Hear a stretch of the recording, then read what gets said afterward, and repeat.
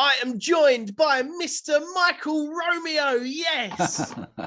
Awesome, man. What's up, brother? I am good. How are you?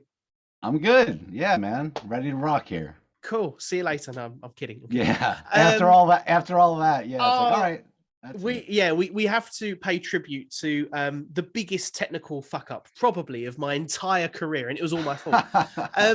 But let's give you an intro, man. You're the guitarist of Symphony X. You're often voted in the top 100 guitarists of all time. Your new album, War of the Worlds, is out today. Just because this comes out on Friday, so on release date for you, which is cool. So it comes out today. It's hugely exciting. My job is to try and ask you questions and get stories that perhaps you may not have talked about before and try and make this as fun for you as possible.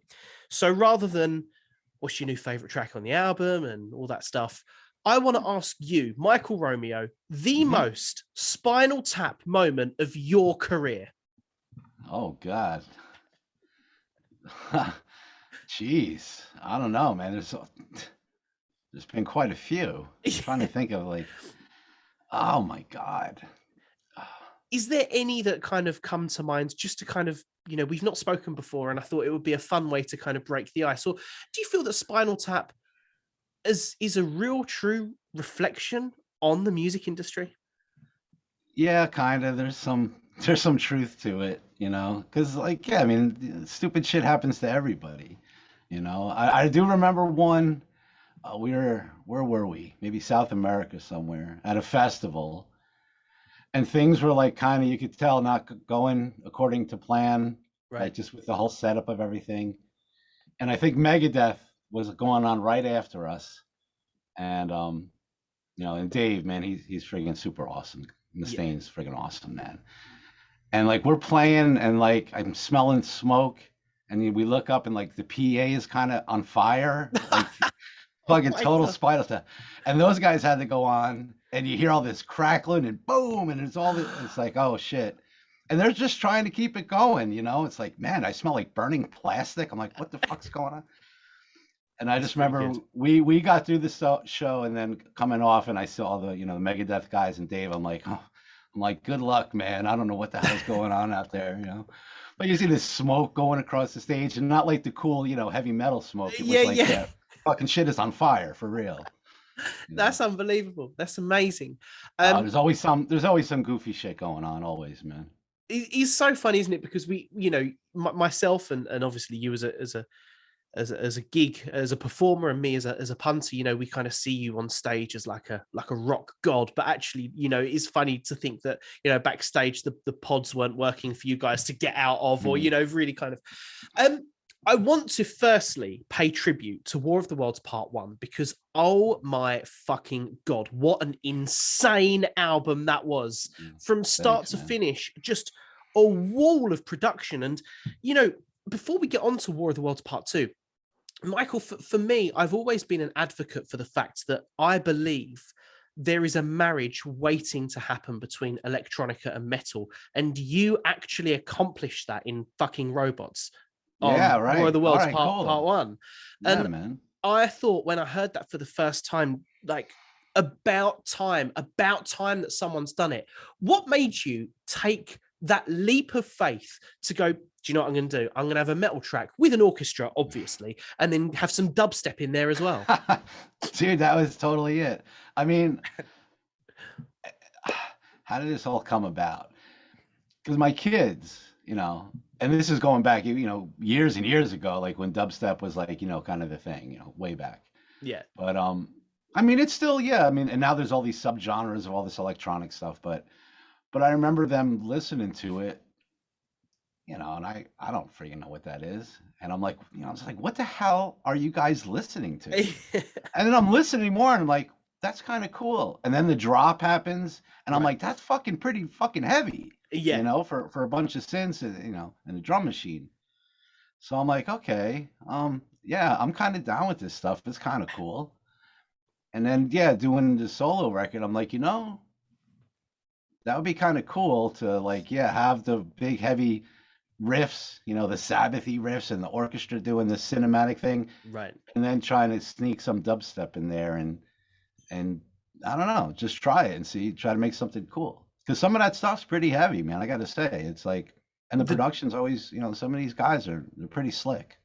but your production on your album, and as I say, we'll come on to number 2 in a moment, but certainly on War of the Worlds Part 1, it's like, it's on par with, what like Devon Townsend's releasing, with Empath. It's like you put on the right set of headphones and you can hear everything so clearly.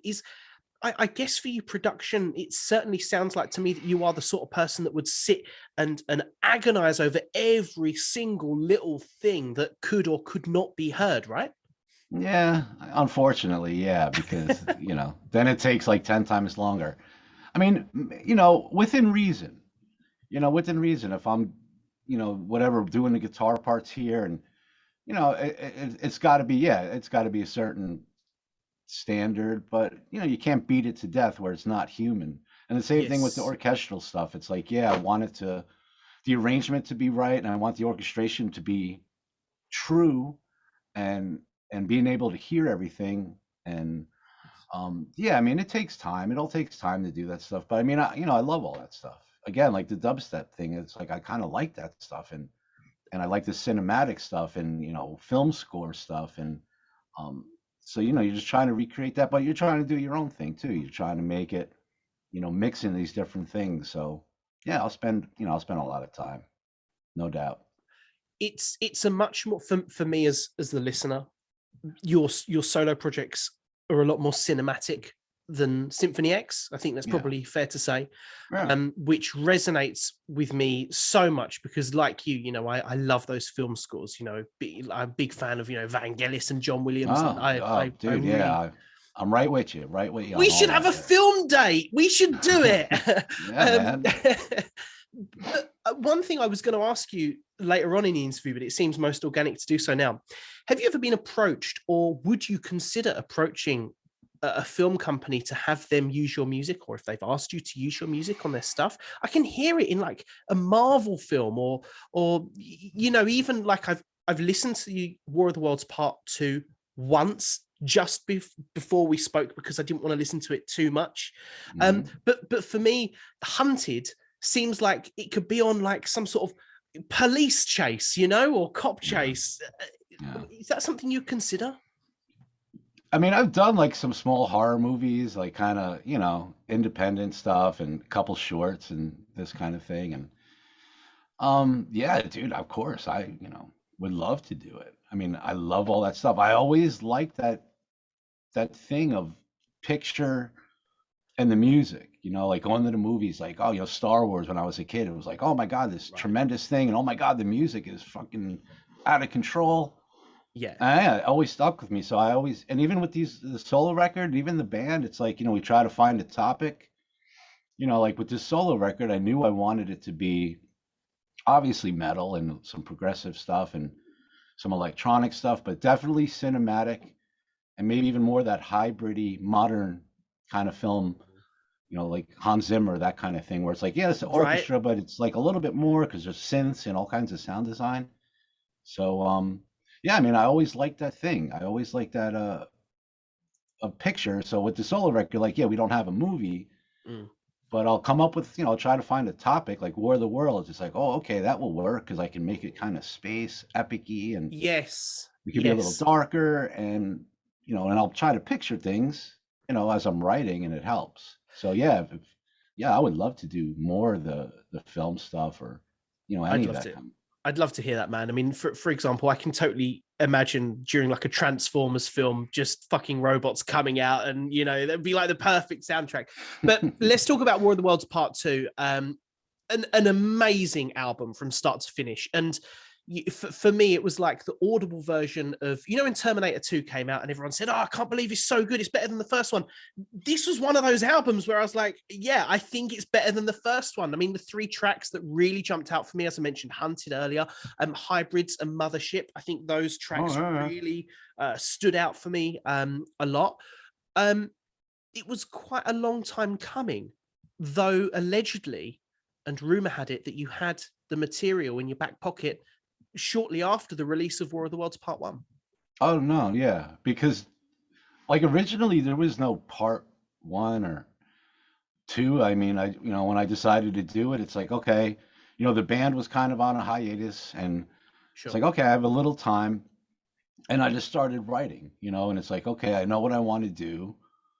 Um, looking for a title, and it's like, oh, War of the Worlds, that would be good. So I just started writing months and months and months, just going, and then at the end, or whatever, after however many months it was, I went back. I'm like, all right, let me see. I'm sure I have enough stuff. Let me Mhm. just see what I have. And it was like way too much, like 2 hours. So I'm like, okay, like so right then I knew I'm just gonna take half of this stuff, Right. finish it, and then the other half put it kind of aside. Um, it's like, yeah, I'll put it and I'll get to it in the future sometime. So when I did come back to it, actually, it was a little shorter than I thought. Okay. 90% of it was there. And I remember it's like, oh man, there's a couple things, it could be a little longer. Didn't quite have enough. So then I went back to the original projects even, because I think just since it's all written at the same time, even my basic ideas, Mhm. I didn't want to just start writing some new fresh thing because it would feel weird to me.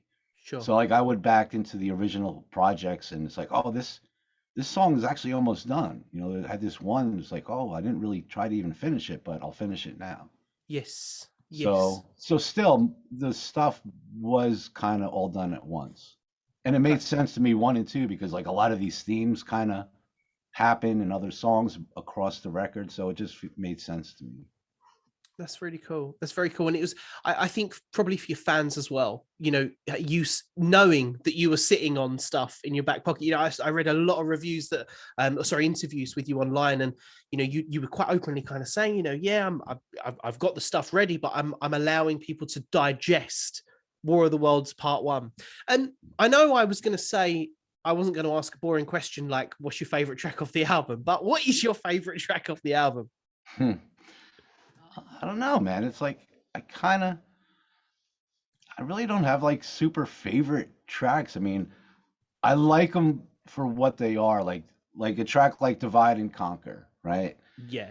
It's like, yeah, man, to me it's like that feels like a good opening track. It's like got a high energy riff and a melodic chorus, and Yes.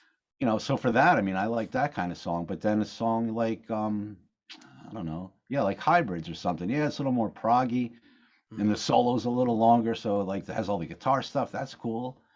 And then even like Mothership or any of these where it's more the cinematic stuff. So it's hard for me to really say a favorite. Yeah. I think or Metamorphosis, for a more Yeah. progressive kind of thing, and there's some different guitar textures. I mean, I think they all have a certain thing.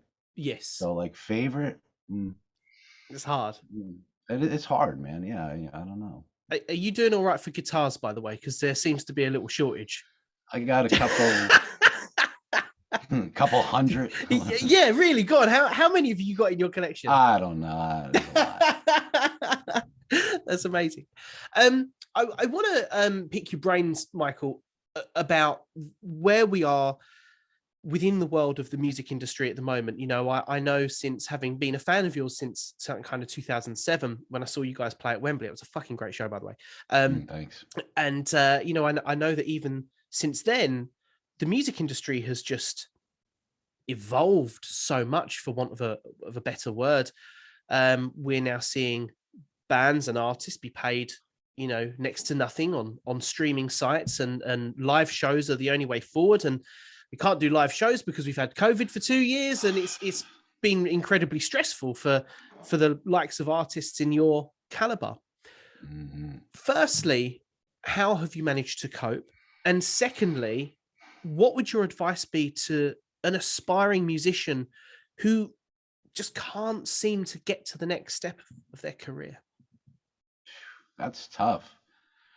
That's tough because I mean, if it was 15 years ago, maybe, my advice would be different because, just things were different. And then everything changed so fast, like you said, with the streaming and all this kind of thing. And yeah, it's financially things got kind of, lopsided there with Sure. that whole thing. But yeah, like you said, you can still go tour and you can still go do things.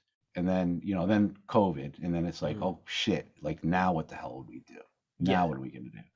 And all my musician buddies, all the guys I talked to, it was like, yeah, man, it was tough, because that's really, how most guys get by, Right. pay the bills, just get on tour and play. And so, yeah, I mean, it was hard, and I got by, barely, it was just, it sucked because in 2020, it was like, I started War of the Worlds 2. I was like, okay, the band had a tour coming up that spring. And right at the beginning of the year, I was like, okay, I could go back to this stuff, part 2. I can finish this, I think I can get it done. And luckily, like, we were saying most of it was done. So it was like, okay, not a whole lot to do. And then, of course, by March, it's like, oh, shit, this COVID thing. And, oh, this tour's canceled and all this. It's like, all right. And at first, I'm like, well, the tour will get rescheduled a little bit. It should be okay. At least I have the solo record. I can maybe spend a little more time and, put a little polish on here and there and noodle around. And, yeah. But then, you get into 2021 and it's like, oh, everything's canceled again. Now it's moved again. And then it's like, okay, because I know guys that were like, they were kind of productive. It's like, oh, man, I'm like, locked in the house and, I don't have to do anything. I can concentrate on the music. And maybe I was like that in the beginning. It's like, oh, okay, it's all right. Things are just getting moved. But then when it starts to become 2 years, it's like, well, fuck me, man. Now it's like, you got to get to work here. So, yeah. And like I said, a lot of friends of mine, same kind of thing. It's just rough. I mean, it's rough for the whole world. What am I complaining about? I mean, people had it worse, but. Yeah, but it's subjective, isn't it? You're somebody that's used to traveling and playing. That's your living, and unfortunately, the music industry, certainly in live performance, the music industry was on its knees. It was on its life support machine, and thankfully things are now up and coming. But with regards to kind of the second part of the question, what would your advice? I mean, Michael, you have been voted in the top 100 guitar players of all time. I mean, that is an incredible achievement, and I know that somebody listening to this will probably latch onto your every word if you were to give, a piece of advice. What would you suggest to aspiring musicians looking to conquer any genre, not necessarily in heavy music? I mean, that's tough. I'm so sorry. I mean, no. I mean, because there's kind of like two sides of the thing. Sure. It's like the personal side, and then there's like the business side.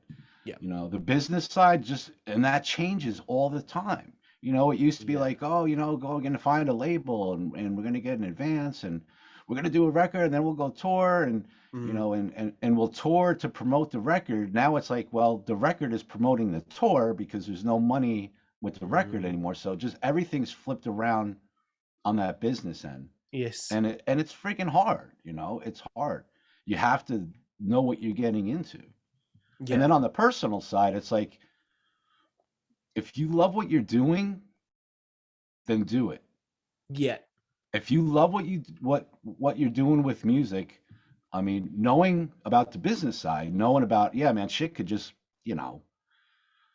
be really, really hard. But if that's where your heart is, yeah, I mean, go for it. Do as much as you can, or practice, or work on songwriting. Yeah, I mean, at least try to do as much as you can. But know that it's not so easy. It's not so easy. Is social media important, Michael? Yeah, I mean, I think it is. I mean, luckily, I don't really do much of it, and like our management, with the band, they help out do that stuff. I mean, they help out with that stuff.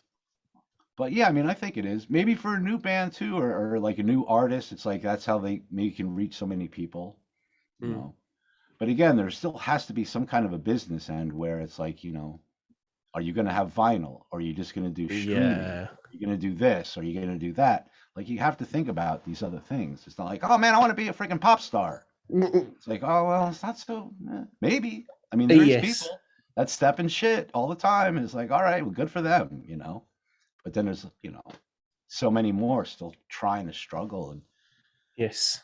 but Yeah, you have definitely. to know you have to know what you're getting into. It's not like, go punch the clock at work and you're going to get paid. It's like, man, you got to kind of bust your ass, Yeah. and your heart has to be in it, man. You just have to be like, okay, I know what I'm getting into, and Yeah. this is what I love to do, and this is what I'm going to do.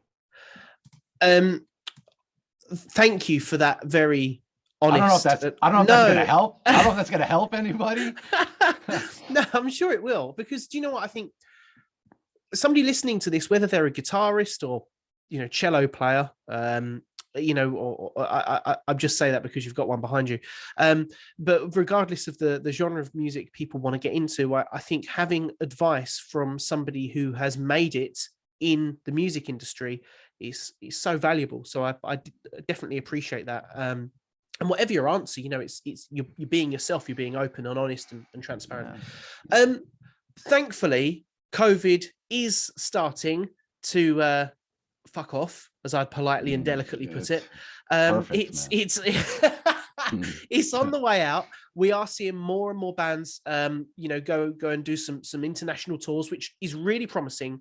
Are we going to see War of the Worlds Part 2 live? Oh, I don't know. I mean, never really... That's the wrong answer. No, that is the true answer, because I mean, honestly, at this point, after 2 years, Symphony X is always the priority. The band is always a priority. And 2 years we haven't even played, So if there's touring and things are opening up, I mean, that's where I'm at. That's where the band's going to be at. So we have a tour coming up in May here in the States. Nice. So it's like, hopefully everything's looking good, and that will be cool. Yes. And like maybe down the road, if an opportunity did come up, and it's like, oh, well, maybe the solo thing. But the thing about like the solo record is, like with the band, if we're working on a record, it's like we know we have to do it live, reproduce it, pretty accurately. Yes. With the solo record, it's like I'm not thinking about that. I'm not that it's limiting with the band. No. We're aware of it. And with the solo thing, it's like, okay, I don't have to worry. There could be 30 guitar tracks and the cello is in there and a friggin' saz, or 100 orchestra tracks and 10 synths and a bunch of whatever. Yeah. Just pile it on, because it's more about the sonic thing. It's a project. It's more about that. Yes. So yeah, trying to do it live would even be, that just unto itself would be a feat, because there's just so much there. You'd have to use an orchestra. You'd literally have to use a okay, and then again, now we're in the business side where money comes in. It's like that just it just wouldn't happen. But it's such an experience, your solo records, and I'm so grateful that you've put this out, and especially now, I think the timing's pretty perfect. It's people have been waiting for it for a long time. Is it perfect though with the title and what's going on? It's like, I kind of didn't think about that one. Fucking well, I can't get into that, but I think everyone's had a rough couple of years, and to be spoiled with an album that is as magnificent as yours is truly wonderful for your fans around the world. I know you're going on tour in May, because you're being joined by my very good friends Haken, that are very, very excited to go with you. But are you guys going to come over to the UK at any time? Because just speaking on behalf of the UK, we feel a little bit left out. No. Like I said, it's like, the first thing we have is here in the States. Sure. And there were some festivals that I think are going to happen. Amazing. And then once things start to get more, normal, it's like, yeah, I mean, that's what we, that's what we do. We have to come everywhere. So okay, I think we're just kind of, like you said, you're starting to see more bands doing it. So it's like, okay, it's going to take a minute. That's all. It's, just making sure. Yeah. Because again, for the last 2 years, it was like, 2020, don't worry about it. We're just going to move it a year. I'm like, wow, a year, that's kind of long. Yeah. 2021, don't worry about it. We're just going to move it another year. It's like, holy shit, now 2 years, So it's like, I get it. Yeah, you've got to be careful, right? And your health is the first priority, and you don't want to get mid tour and people to buy tickets, and then you have to cancel shows, and it all gets very ugly. So yeah, definitely. Yeah. I just want to say a massive thank you for coming on. You are an absolute legend, and I really appreciate your time. War of the Worlds Part 2 is out today. Congratulations on an amazing album.